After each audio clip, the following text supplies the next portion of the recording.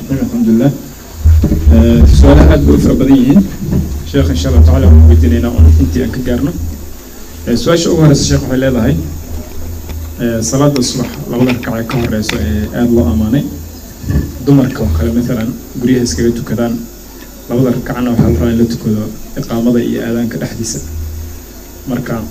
دمر كمركي سوق عن قارقود حليه صلاة لحظة كلام سكتو كذا من مرة إجتكتا من صير ضها مركا لو ذكر عم تكون كرا مر الله على مركي عن صلاة هذه لين تكذا كلام لو ذكر عضوت هذا كم حدنا أقيمات كم حدنا وحي كحرين صلاة كحرين هذا أقيمات ده صلاة حتى كتب بعضه وتكلي تكنيسو لو ذكر عضوت وأظهر مرين كتبنا واحد تكنيس لو ذي عضوت صلاة الصبح حتى النبي صلى الله عليه وسلم عن المعلومات كم إذا إني انتو ساحدي سفر بوها هردا كتكسيسي كتبنا قرحة الصبح هذا بيسوق عين لو ذي ركعات بوتكذي كتبنا صلاة الصبح بوتكذي تمركم مركا يجاكم أحدنا ما دام قريوا ذا يكتوا كنيان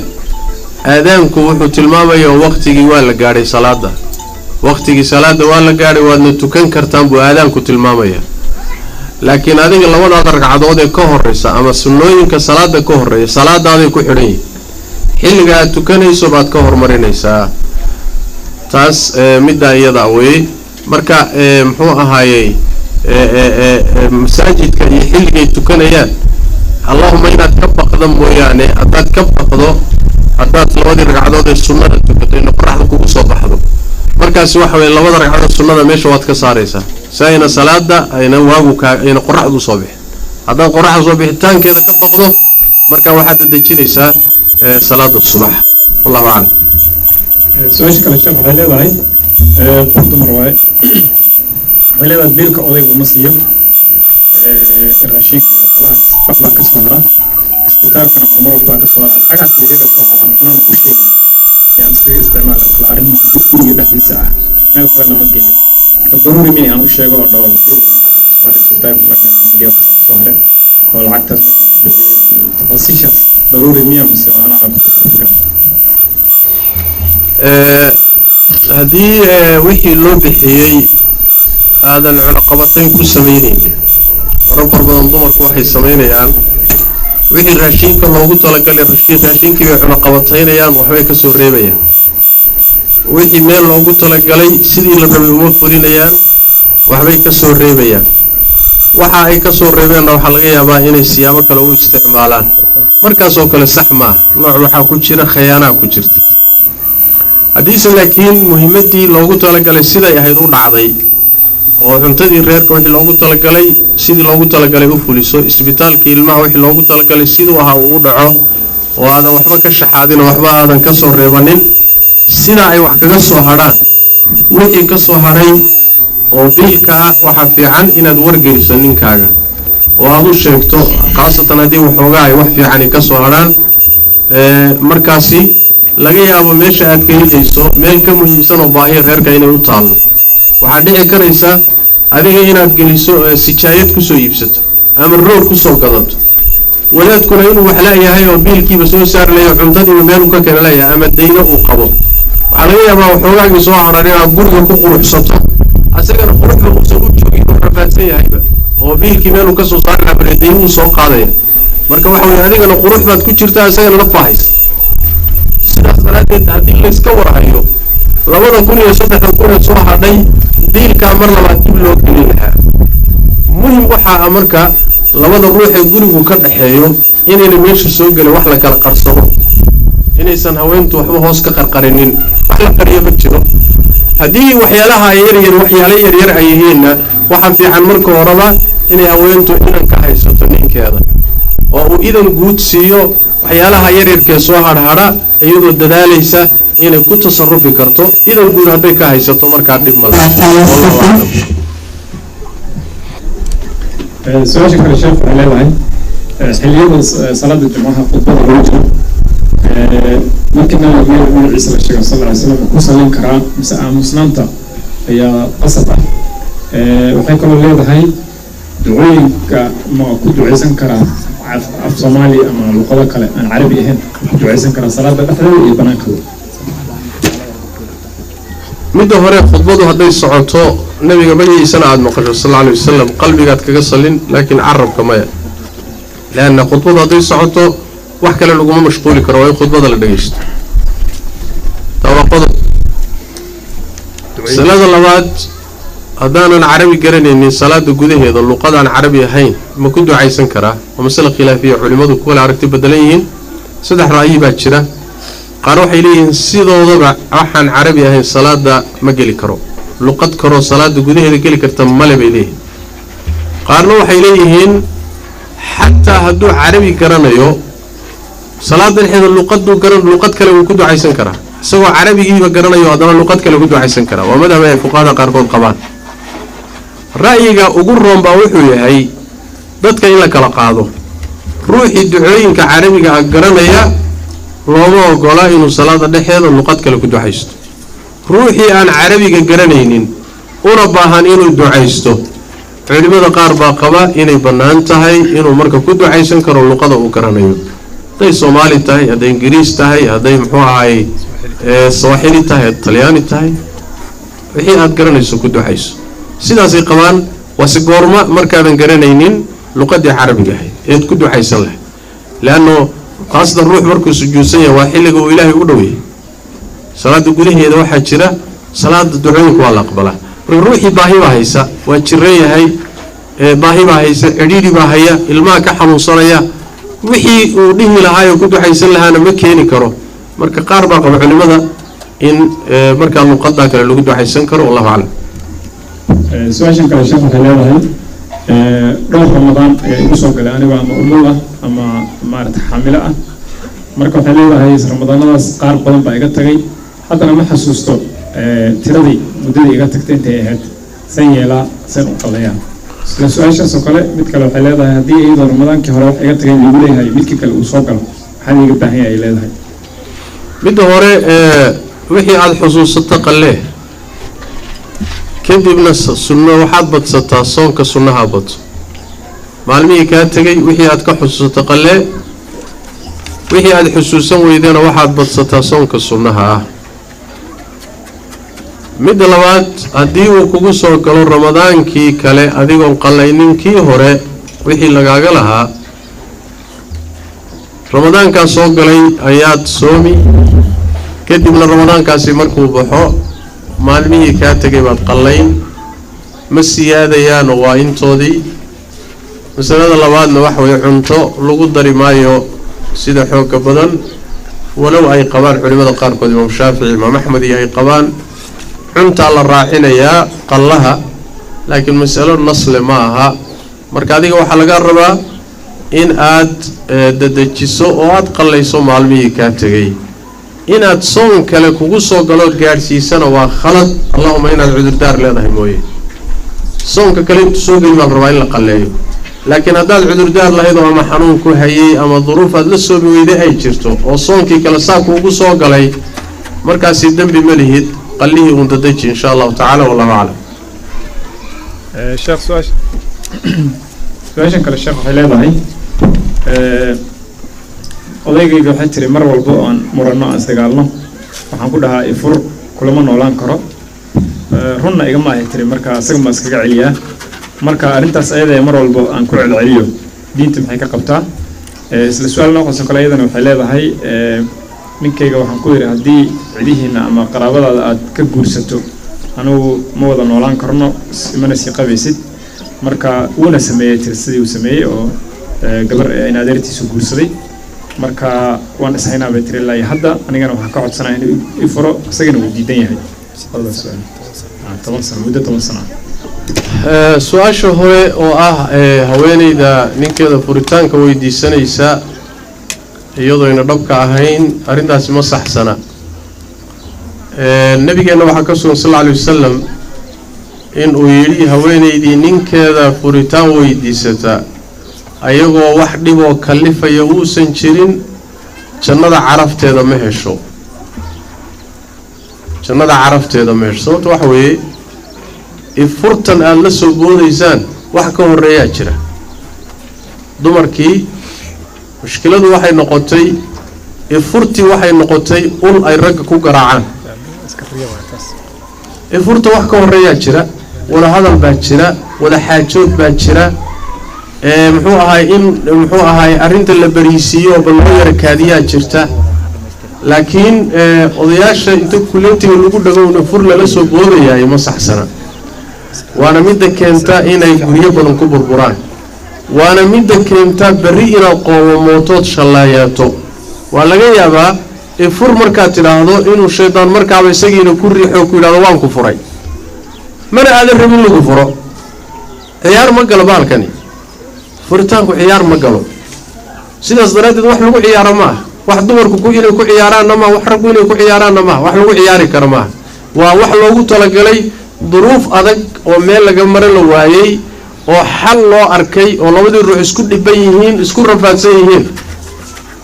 fa imsaakun bimacruufin aw tasriixun biixsaan xal buu noqdaa furiinku markaas oo kale. laakiin gurigii oo wax mushkilaha jira waa uu laysku xanaaqay, waa la wada dhaqan yahay, waa lays jecel yahay, waa lays rabaa, laakiin waxoogaa waa lays yaro qoonsaday. markii wax yar lays qoonsado waa ifurtan la soo boodaysaan joojiya. arrintaas sax maaha. haddii duruuf keenaysa ay jiro dhabna ay kaa tahay markaasi oo xaalad ku haysata oodan la noolaan laadahay, markaasi waxa weeye shareecadu waa ogoshahay. laakiin in lagu ciyaaro oo laga dhigto wax muxuu ahaay ama ragga loogu cagajugleeyo ama lagu khuuqiyo ama mar walba carabka isaga bata, arrintaa iyadii ma saxsana. waa in muxuu ahaay laga taxadaro waayo. maxaa yeelay guri dumayaa ka dhalanaya, guri in la dumiyana sax maaha, waa hawl shaytaan waay. qodobka xigaay wuxuu yahay gabadha sheeganaysa ninkeedu uu la guursaday, qaraabana guursaday, 10 sanana wada joogaan, furitaan dhigid iyo dhaqirshana midna aynan jirin ay ku rafaadsan tahay. hawshaasi waxaa iskale dadka ehelada ah. eheladu waa inay idin dhex galaan. eheladu hadday xal keeni waayaanna arrintaasi xalkeedu waxa way qaaliyada in loo geeyo, maxkamadaha sharciga ah in loo geeyo. maxaa yeelay labada ruux ama waa inay wanaag ku wada noolaadaan ama waa inay wanaag ku kala tagaan. hadday gabadhu ay ninka la noolaan karto sabri kartana waa inay sabirto la noolaato. haddii laysu sabri waayana waa in si wanaagsan lagu kala tago. laakiin cadaadis iyo in muxuu ahaay iyadana mustaqbalkeedii la lumiyo, muxuu ahaay ninna ayna lahayn, nin la-aanna ayna ahayn, muxuu ahaay rafaadka noocaas oo kaleeta ah inuu muddo intaa leeg jiitamo sax ma aha. waa in xal la gaadho. haddii xal la gaadhi waayana waa in si nabad iyo wanaaga dadku ay ku kala tagaan sida qur-aanku inoo sheegay. haddii wanaagga ay ku kala tagaanna wan yatafaraqa yughni allahu kulla min sacatihi, mid walba dhankiisu ilaahay u deeqaya tabaaraka wa tacaala. marka hore wada joogga lagu dadaalo. haddii ay socon weydana si wanaagsan oo sharaf leh in la isu daayo waayo. wallahu aclam. jazaak allah khayr sheekh. laba su-aal oo kale.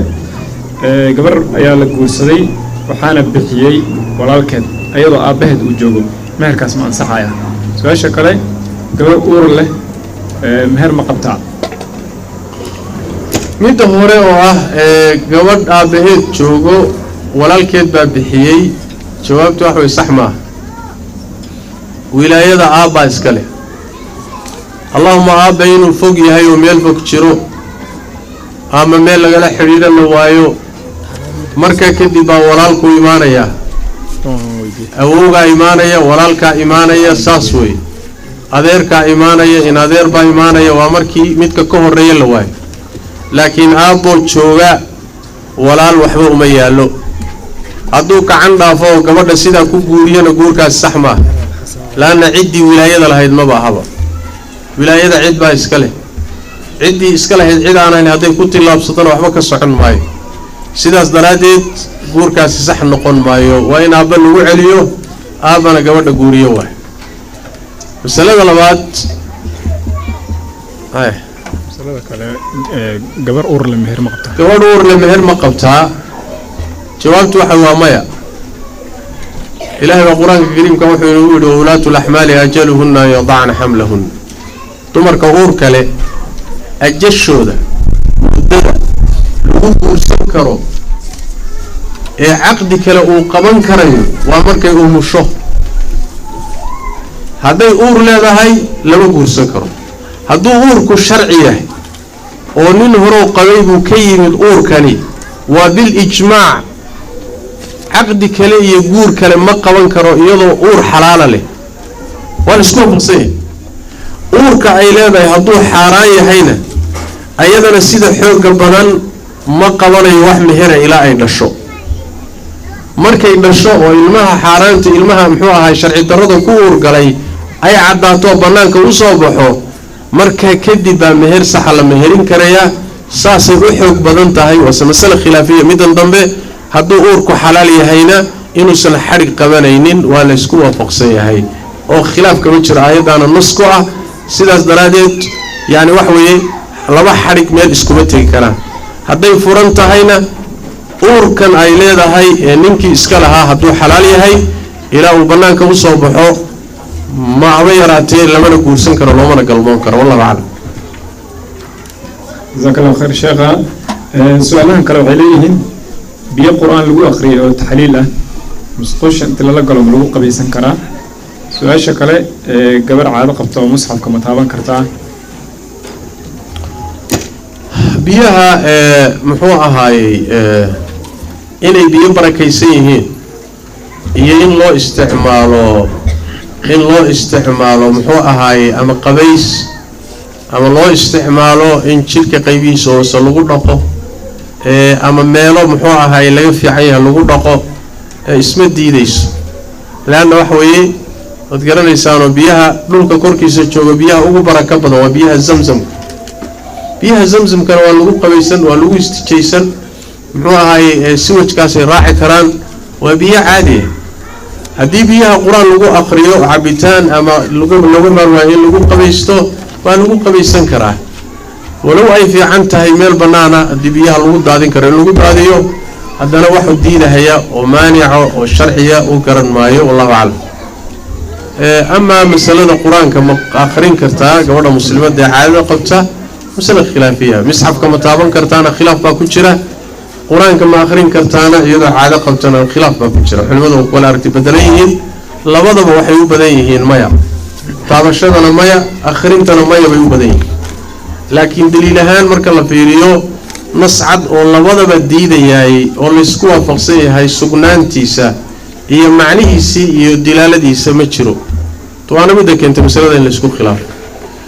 taabashadaasi kasii adag oo xadiid waxaa loo daliishadaa laa yamasu alqur'aana ilaa daahir qur-aanka yuusan taabanin ruuxan daahir ahayn ayaa taabashada loo daliishadaa akhrinta haddii la yidhahdo iyo taabashadaas sii daran wallahu aclam labada su-aal ugu dambeysa insha allah islaamba waxay leedahay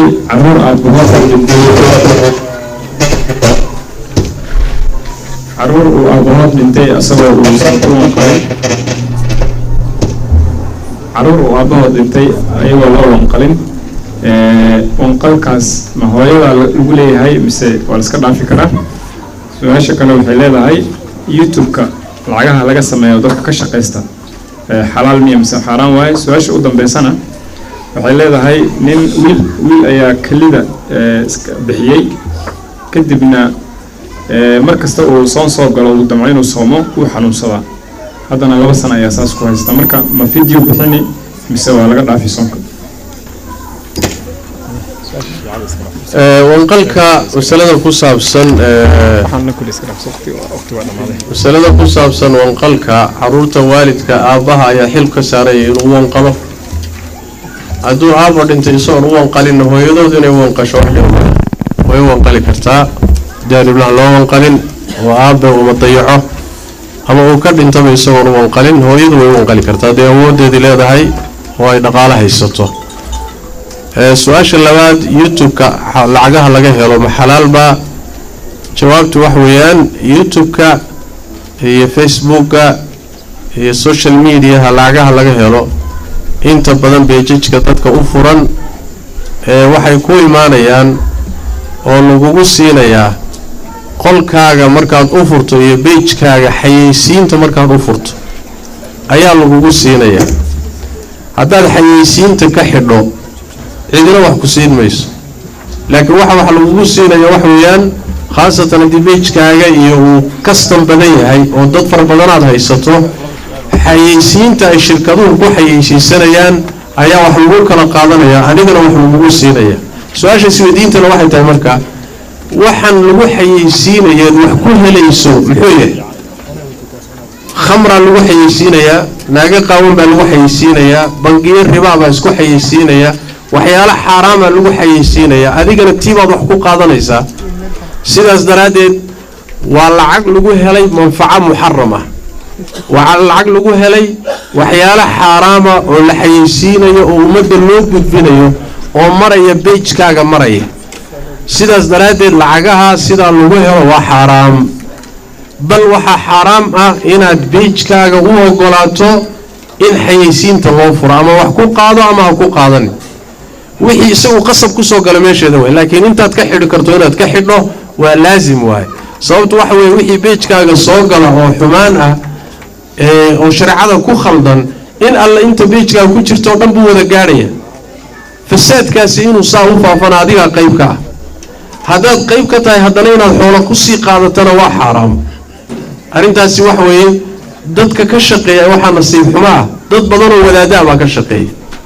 dad fara badan oo dadka ahludiinka baa ka shaqeeya oo beejajka intay furtaan xoola ku urursada waa cajaa'ib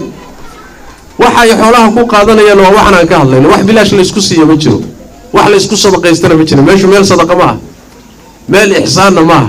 meesha waxbaa la isdhaafsanaya waxaan lagu siinayo wax weeyaan waa adeeg aad qabatay adeegaad qabatayna waa waxaan xumaanta ee aad faafisay iyo xayeysiintan aad faafisay baa wax lagugu siinayaa ayadana xaaraan inay tahay shaki kuma jiro wabillahi tawfiiq inta su'aalihi ku qaadan laba qodob midda koowaad sheekha dad fara badan oo su'aalihi xashimil soo qoray waxa ku jireen dad xanuunsan iyo dad dhibaataysan oo duceyn codsanayeen iyo duceyn midda koowaad midda labaadna waxaa jirta oo ayadana ku jirto fara badneed dumar badan oo ka calcalayaan in aabayaasha carruurtooda ay dayac fara badan ku sameeyeen oo lacag iyo biil una ay siiyaan wax kaloo laakiin daryaal kale iyo maaragtay tarbiyadii iyo carruurtii ilaalintoodii iyo inaan shaqo ku lahayn marka waxay leeyihiin maxaa lagula dardaarmi lahaa raggaas noocaas oo kale oo carruurtii cunto iyo guriga kelidiisa un ugu dadaala inta kalena dumarka ku sii daaya horta middan dambe mas-uuliyaddu waxay saaran tahay marka koowaad aabbahay saaran tahay hooyaduna dhinac bay ka saaran tahay yaa ayuha aladiina aamanuu quu anfusakum wa ahliikum naara mas-uuliyadda koowaad aabbaha iska leh biilka iyo masruufka iyo xuquuqda hooyada iyo xuquuqda carruurta iyo tarbiyadoodaba isagaa qayb libax laga rabaa inuu ka qaato hooyaduna qaybteeda ay qabato laysu kaashado way jirtaa cabashada gabdhuhu ay soo gudbinayaan waa wax xaqiiqoo jira odayaashii iyo raggii inay mas-uuliyadooda in badan oo ka mid a dayaceen qaarka ganacsatada ee mashquulsan waa mashquulsan yihiin qaar waa hayru mas-uuliin oo mas-uuliyadba dad qaadi kara ma aha qaar badan mas-uuliyaddiiba ma dareensana way jirtaa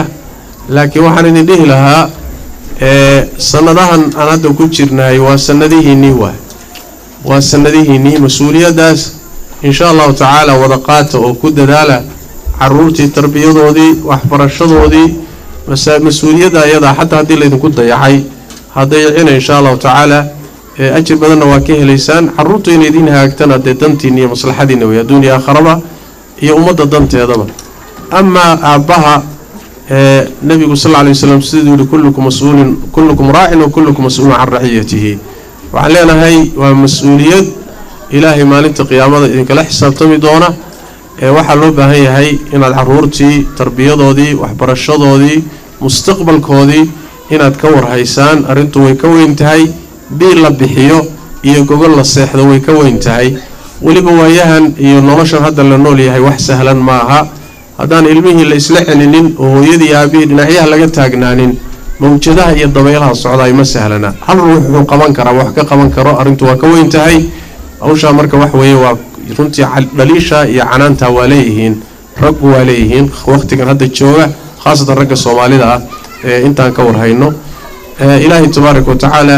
haynoo xifdiyo carruurta oo guryaha allah inoo xifdiyo oo allah tabaaraka wa tacaala diinta allah inoo ilaaliyo akhlaaqdeenna allah inoo xifdiyo إلهي تبارك وتعالى وحو ينسيها ينو بركيو انت جرنا حنوصنا إلهي حنونك هكاقادو انت دبان دباتة الله كفايدو إلهي تبارك وتعالى انت وحبرنا الله فضوديو dadka diinta faafinaya culimada iyo dadka akhyaarta rag iyo dumar oo diinta u taagan ilaahay tabaaraka wa taala diinta ay u taagan yihiin garab Allah ku siiyo ilaahayna tabaaraka wa taala ha u nusreeyo inagana dhamaanteen kuwa diinta ilaahay fahma oo ku dhaqma oo u shaqeeya Allah inaga dhigo khaatumadan Allah inoo hagaajiyo ilaahay labada daarood ma haynugu liibaano waxaan haysano caruur xoolo caafimaad Allah inoo barakeeyo diinteena Allah inoo barakeeyo إلهي تبارك وتعالى الدنيا أخرب وحد تعالى هي نسيه وحد ابن الله ينقاضه ويحد ليس يدب إنشرنا إلهي تشهي نقض قاضه الله تبارك وتعالى وحوي دي سنة بأسماء الحسنى والصفات العلى روح كستا ظروفتي سخاس كي أوليه هاي إيو ضمت قوني دي أوليه هاي إلهي تبارك وتعالى هو حقيقيو مراد كي سخاس كان الله سهله هذا بالله التوفيق وصلى الله وسلم وبارك على نبينا محمد وعلى آله وصحبه وسلم سبحانك اللهم وبحمدك نشهد أن لا إله إلا أنت نستغفرك ونتوب إليك